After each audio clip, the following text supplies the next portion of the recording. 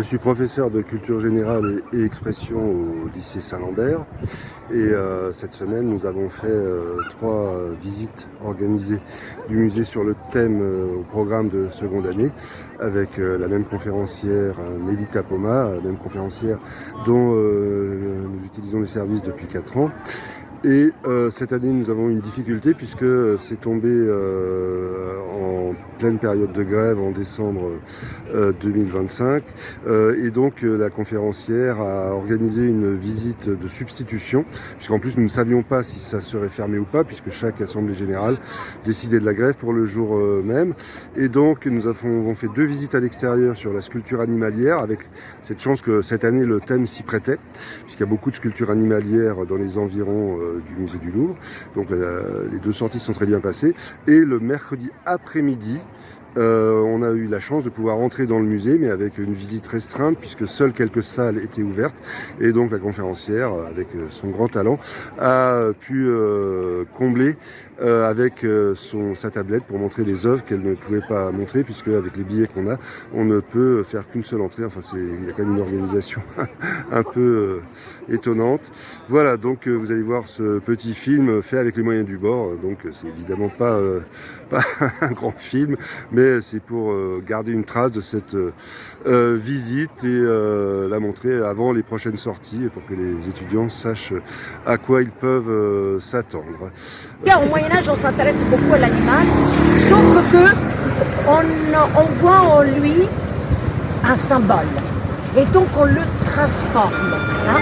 Déjà, on a un peu cette vision entre bien et mal, et les animaux sont considérés comme des êtres impurs, hein, et des êtres en plus qui ont des caractères presque, des vices, presque humains. Le cochon, il est cochon, le renard est rusé. Vous voyez, on leur donne les mêmes vices qu'on peut attribuer à des êtres humains. Au Moyen-Âge, dans ce bestiaire, que vous allez sûrement travailler en classe avec votre professeur, on trouve beaucoup de créatures fantastiques. C'est pour ça que je suis là en face de l'église Saint-Germain-l'Auxerrois. Il faut savoir que c'était la chapelle et l'église des rois. Hein. Donc le château du Louvre, le musée du Louvre, pardon, n'a pas toujours été un musée. Avant d'être un musée, c'était une forteresse. Et puis ensuite, à partir du XIVe siècle, la forteresse de Philippe Auguste. Et puis, donc, le château de Charles V. Et donc, toujours à côté d'un château, il y a la chapelle pour le culte des rois. Et donc, voilà, ça c'est cette chapelle hein, qui présente un élément tout à fait gothique, hein, médiéval. C'est cette statue. Une très jolie sculpture, la représentation donc d'un roi Louis XVI. Et qui est dessus Louis XIV. Très bien. Alors, dites-moi, j'aimerais comprendre quelque chose. C'est une statue en bronze, hein, donc ça a été fondu en bronze, mais en fait, la sculpture d'origine, c'est en marbre. C'est en marbre, d'accord? Elle a été réalisée au XVIIe siècle par un grand artiste italien, un artiste baroque, qui s'appelle, en français on dit le Bernin, l'italien s'appelle Bernini. C'est un faire-valoir. Écoutez bien, et retenez cette expression. Faire valoir, c'est un faire valoir du personnage qui le montre. Encore une fois,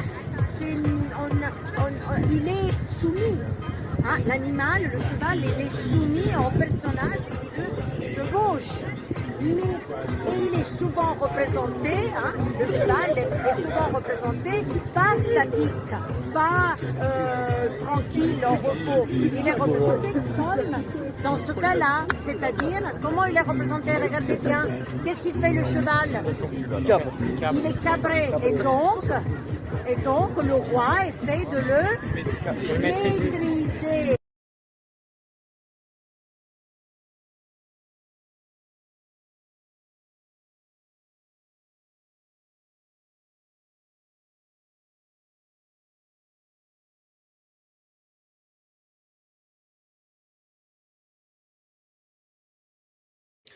Je voudrais faire un commentaire additionnel sur quelques statues, notamment la statue de Étienne Jules Ramet, Thésée combattant le Minotaure, suivi d'une statue représentant un centaure qu'on a vu dans le parc des Tuileries, en reproduction en pierre, mais dont les originaux en marbre sont conservés à l'intérieur du musée et qu'on a pu voir lors de la 3e sortie.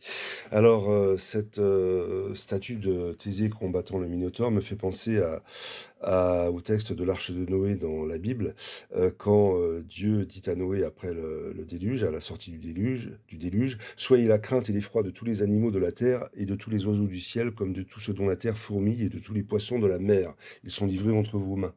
Donc on a un thérianthrope, c'est-à-dire un mélange d'homme et d'animal, qui est un animal fantastique, et Thésée, avec son bras et aussi son genou enfoncé dans le thorax de la partie, disons, la plus animale du Minotaure, montre sa maîtrise de la partie animale du monstre.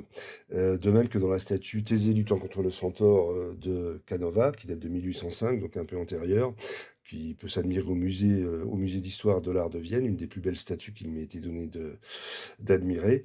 Eh bien, on a ce même motif du genou de l'homme qui s'enfonce dans le thorax de l'animal et qui montre à la fois la maîtrise de l'homme sur l'animalité, mais aussi la maîtrise du sculpteur, voire du constructeur sur la pierre, qui me fait penser au thème du mythe de Babel, de la tour de Babel, où Dieu brouille les langages des hommes parce qu'il est courroucé à la fois du fait que l'homme veut construire une tour qui aille jusqu'au ciel, mais aussi que l'homme fabrique sa propre pierre, c'est-à-dire qu'il fabrique ses briques lui-même plutôt que d'utiliser le matériau noble qui est la pierre prélevée dans la nature, la pierre donnée par Dieu et prélevée dans la nature. C'est le cheval d'Hermès. Hermès, dieu du commerce, dieu des voyageurs. Exactement, à droite, vous voyez. On peut dire aussi la liberté du Thésée. Alors, des libertés un peu moins. Mais attends, je te montrerai tout de suite quel cheval représente la liberté. Donc, ces deux chevaux ailés, les Pégases, ont été sculptés pour Louis XIV, donc pour le parc et les jardins du château de Marly. D'accord? Voilà. Ce dragon, comme vous avez compris, représente le mal. Hein? Il est vaincu par un être noble, valeureux et courageux qui est Saint-Georges. Et Saint-Georges, bien évidemment, prend les défenses de la jeune fille, la princesse, qui se trouve à l'arrière-plan. Il s'agit d'un retable en marbre. Hein? C'est un retable de la chapelle de Gaillon. Et vous voyez, ce dragon, il est magnifique. C'est le plus beau dragon du musée du Louvre. La corne est cassée, hein, mais la licorne est un animal. Allez au musée du Cluny et vous verrez la tapisserie de la dame à la licorne, qui est magnifique. Encore une fois, il est un être absolument fantastique, mais les gens y croyaient fortement. D'ailleurs, puisque sur les croyances, on peut se faire des sous, de l'argent, hein, il y avait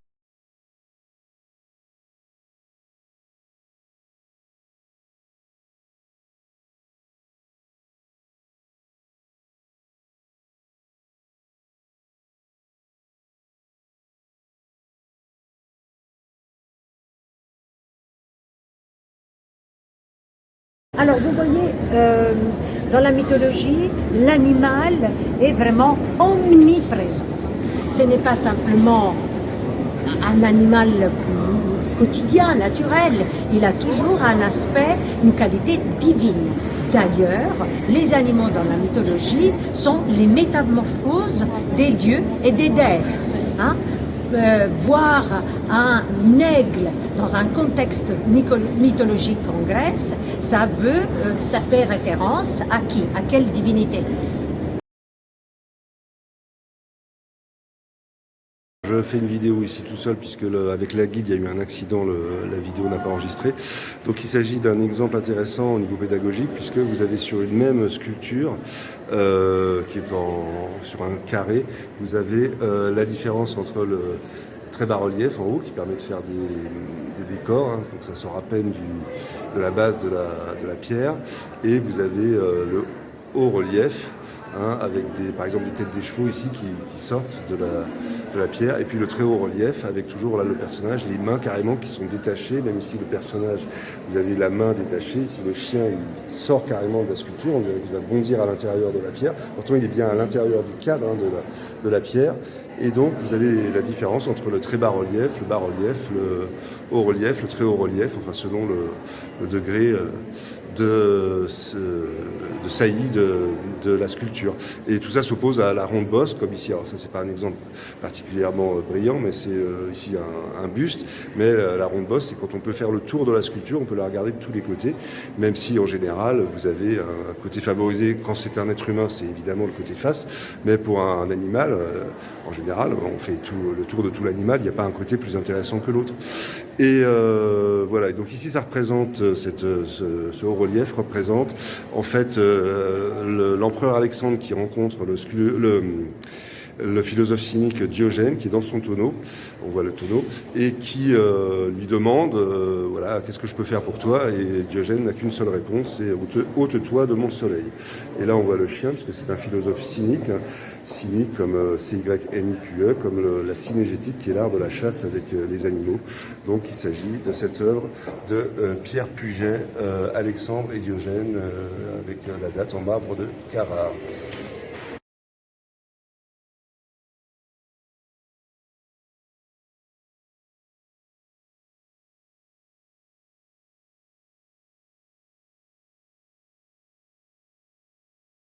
Donc nous sommes au 19e siècle. Alors vous voyez ici, l'animal est représenté pour ce qu'il est. Hein? Un lion, dans l'exercice de son métier, c'est-à-dire un fauve, hein, une bête féroce, qui s'en prend à un animal plus faible que lui. Hein?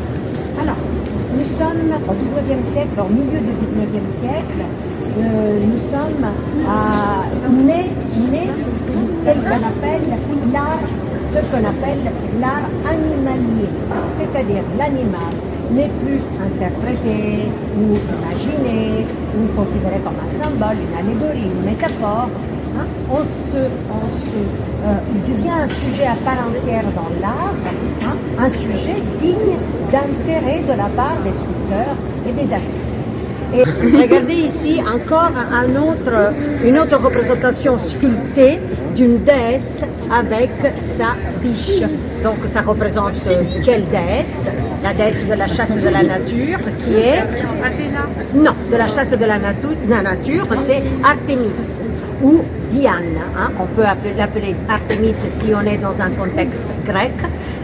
Diane si nous sommes dans un contexte romain. C'est une question qui revient souvent chez les jeunes. Pourquoi ces dieux et ces déesses sont représentés tout nus? Alors, est-ce que vous avez une réponse? Est-ce que vous pouvez avancer une réponse? C'est pas comme les vêtements. Non, ce n'est pas parce que vous ne savez pas. C'était mieux vu de faire un corps nu. Déjà, pour l'artiste, c'est un faire-valoir, hein, montrer la maîtrise de l'anatomie et de la représentation du corps humain, c'est clairement un faire-valoir. Mais il y a aussi une idée métaphysique derrière, spirituelle, religieuse. Les dieux, les divinités étaient immortels. Hein? Ils ne naissaient pas, ils ne mouraient pas. Et donc leur nudité, c'est la nudité qui est la qualité de leur immortalité. Vous mettez des habits à un corps, ou si vous habillez quelqu'un, eh bien le vêtement marque une époque, vous voyez, tandis que la nudité est immortelle et atemporelle. De plus, les dieux, les déesses et les dieux de la mythologie gréco-romaine étaient considérés lumière.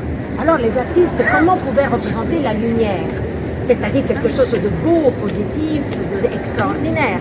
Eh bien, ils le faisaient à travers le corps humain nu. Cette nudité est équivalente, est l'équivalent de la lumière. La beauté de la lumière est représentée par la beauté du corps humain dans sa perfection.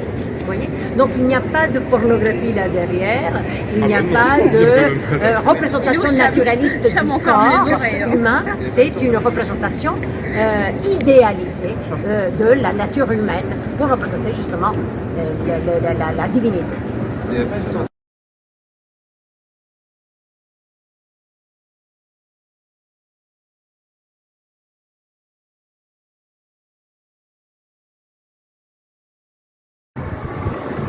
Je suis situé comme Louis XIV à cheval entre le premier à ma droite et le deuxième arrondissement de Paris à ma gauche. Je vais essayer de traverser sans me faire écraser. Donc nous sommes place des Victoires, hein, c'est la troisième place royale de Paris après la place qui s'appelle maintenant des Vosges et la place Dauphine. Et c'est entre le musée du Louvre et les Halles. Et donc vous avez cette magnifique place avec une unité architecturale, avec des pilastres, des mascarons et des comment ça s'appelle, des lignes de refend sur les façades. Donc vraiment une unité architecturale de l'époque de Louis XIV. Alors cette place était censée célébrer les victoires de l'immense Louis XIV. Et je voulais vous montrer pour clôturer, si je puis dire, la visite un peu artisanale en 2025 du musée du Louvre avec une visite des sculptures extérieures. Voilà, je traverse pour qu'on puisse admirer, voilà, sur le fond du ciel, voilà. Et je me remets sur le trottoir pour ne pas être écrasé. Donc cette statue qui évidemment est très différente de la statue du Bernin de Louis XIV, la statue équestre de Louis XIV du Bernin. Et c'est pour vous montrer comment la pratique sculpturale, a évolué, puisque là vous avez une statue équestre avec un cheval vraiment cabré, contrairement à la statue du Bernin qui est un peu imaginaire, hein, qui est un cheval sorti de l'imagination du Bernin. Là, on a un cheval cabré et en fait, c'est une statue qui a été inaugurée en 1822 puisque la statue originale qui représentait Louis XIV en pied a été détruite à la Révolution, enfin en 1792, pour être fondue pour faire des canons. Et après, ils ont mis à la place une statue d'un général d'Empire qui a été après fondue sous la Restauration pour faire une statue de Louis XIV. Enfin bref, pas de Louis XIV, de Henri IV.